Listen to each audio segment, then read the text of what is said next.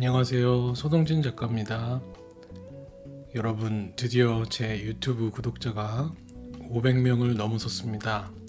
제 영상을 보시고 구독해 주신 모든 분들 진심으로 감사드립니다. 유튜브에서는 대형 비행기 한 대를 가득 채울 만큼의 숫자라고 축하 메일이 오기도 했는데요. 개인적으로도 놀랍기도 하고 감격스럽기도 하고 기쁘기도 합니다. 초창기부터 구독해주신 분들께도 깊은 감사를 드리고, 구독을 안 해주셨더라도 매번 영상을 시청해주시는 모든 분들께 감사 인사드립니다. 제가 그래서 여러분들께 직접적인 감사의 선물을 드릴 수는 없지만, 여러분들과 저를 위하여 이번 영상부터 고음질의 마이크를 준비해서 녹음을 하게 되었습니다. 많은 유튜버 분들이 사용하시는 팟캐스트 전용 마이크 슈어 MV7인데요. 기존의 영상들의 음질의 퀄리티가 조금 많이 아쉬웠기에 이번 영상 이후로는 비교적 쾌적한 사운드로 영상을 만들어 보도록 노력하겠습니다.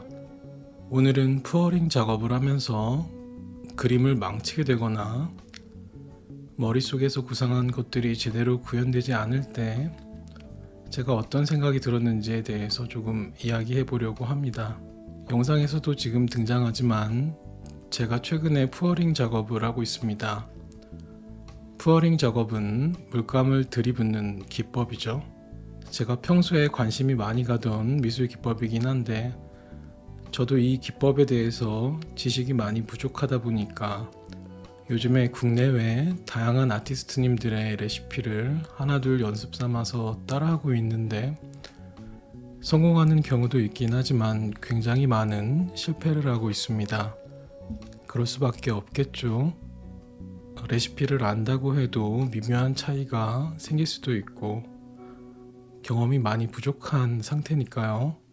그런데 제가 미술을 하면서 그동안 그림을 망친 경험이 대학생 때를 제외하고 거의 없다고 봐도 될 것 같거든요.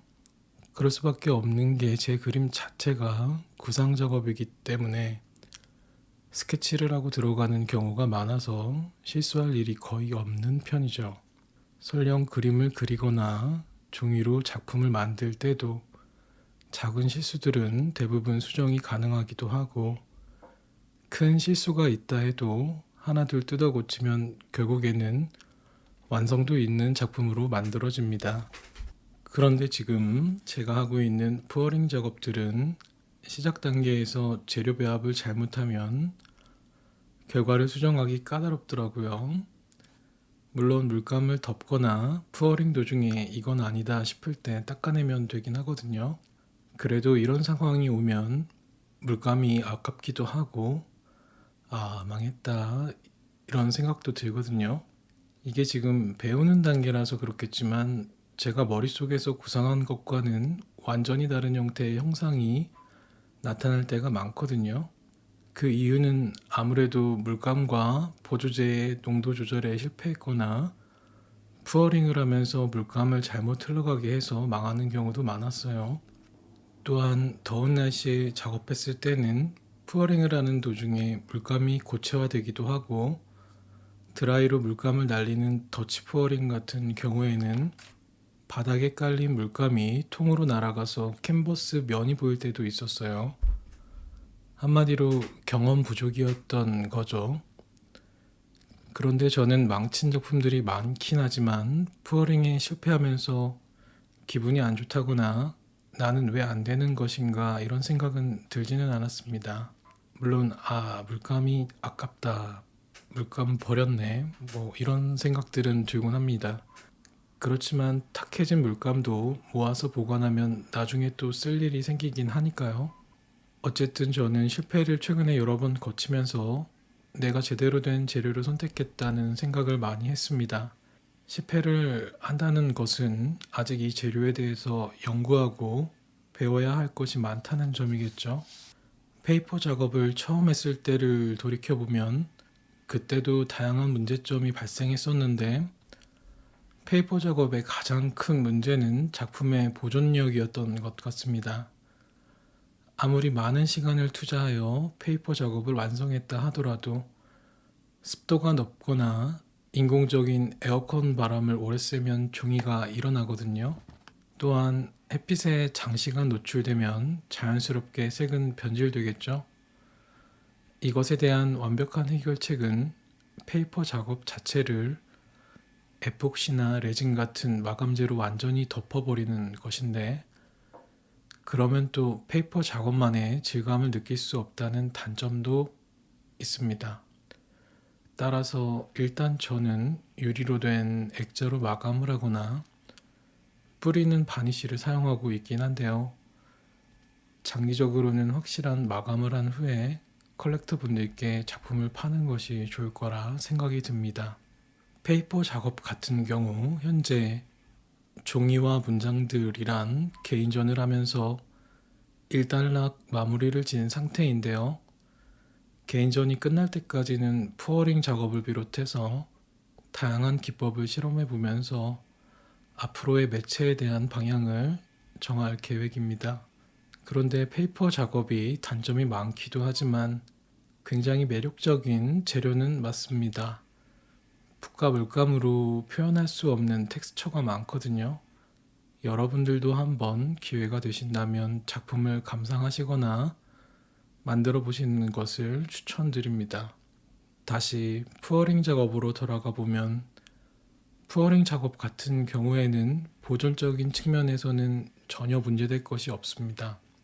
캔버스 위에 물감을 들이붓는 작업이다 보니까 여느 그림과 마찬가지로 바니쉬와 같은 마감재를 발라서 단단하게 마감도 할 수 있고, 마감재를 바르지 않더라도 푸어링 보조제 자체가 점성이 높기도 하고 자체적으로 코팅제의 역할을 하는 보조제들도 많거든요.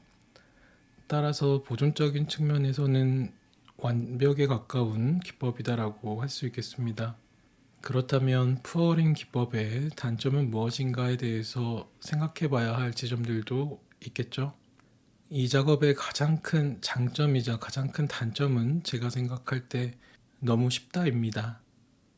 제가 말한 쉽다에는 다양한 의미가 내포되어 있는데, 첫째로 접근성이 쉽고, 둘째로 비교적 빠른 작업 시간을 들 수 있겠고, 효과도 작업 시간에 비하면 매우 밀도 있고, 다채롭고 잘 나온 작품들은 완벽하기까지 하죠.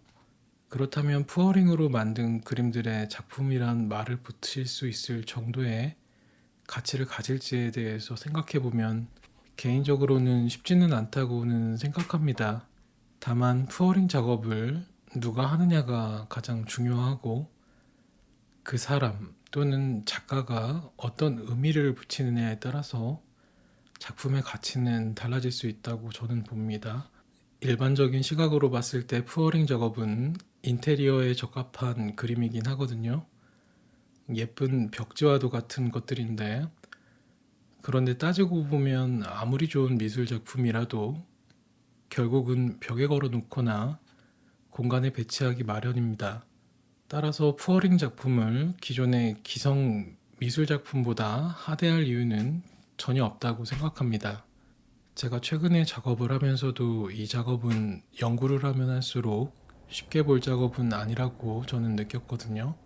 또한 확장성도 무궁무진하고, 따라서 푸어링 작업을 하는 누군가가 진정성 있게 이 작업의 의미와 기법을 탐구하다 보면 굉장히 좋은 결과물들을 만들어낼 수 있지 않을까 생각이 듭니다. 그리고 설령 이 기법을 활용해서 다양한 매체와 섞어 그림을 그려도 되거든요. 단순히 배경만 만드는 추상화 개념의 푸어링이 아니라 푸어링과 또 다른 매체를 섞어서 구상을 하면 그건 또 그 나름대로의 새로운 장르거든요. 그러니까 푸어링은 많은 시도를 해볼 매력적인 매체는 확실해 보입니다. 덧붙여 이런 푸어링 작업의 원리를 찾아가다 보면 이미 너무도 유명한 잭슨 폴록이나 데미언 허스트도 이런 푸어링이나 드리핑 기법을 사용해왔던 작가들이라서 현대미술을 하시거나 취미로 하시는 분들이시라도 충분히 알아두어도 좋을 만한 기법이라 생각됩니다. 마지막으로 푸어링은 추상인가 구상인가에 대해서 제가 곰곰이 생각해 보았는데요.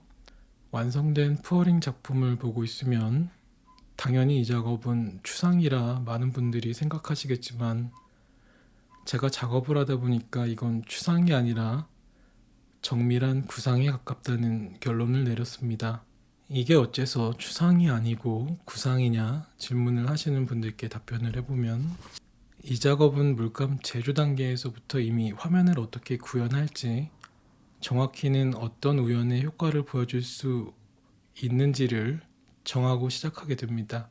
물감 보조제인 플로트롤을 물감과 몇 대 몇으로 섞을지, 버블 효과를 줄 수 있는 실리콘 오일을 몇 방울 넣을지, 물감의 광택을 선명하게 해주는 리퀴텍스 미디엄을 넣을지, 암스테르담 물감을 쓸지, 빼베오 물감을 쓸지 이미 구상 단계에서 정하고 들어가는 것이기 때문에 구상에 가까운 셈이죠. 작가의 푸어링 경험이 많으면 많을수록 화면에 보여지는 우연성은 구상에 가깝습니다. 제가 생각할 때 추상의 개념은 즉흥성과 감정의 표현이거든요.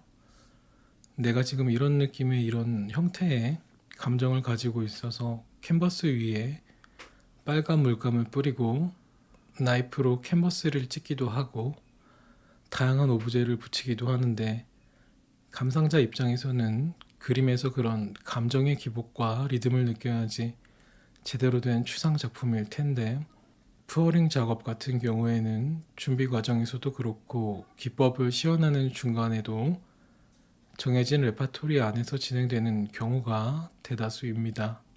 대부분의 푸어링 영상 썸네일을 봐도 이미 물감 컬러는 몇 개로 정해져 있고 캔버스는 조그만 사이즈로 정해져 있고 기법도 명시되어 있는 경우가 많죠. 그러니까 추상이라고는 하지만 구상 작업에 가까운 작업입니다. 물론 찾다 보면 추상 정신에 입각하여 푸어링 작업을 진행하는 아티스트 분들도 계실 수 있습니다.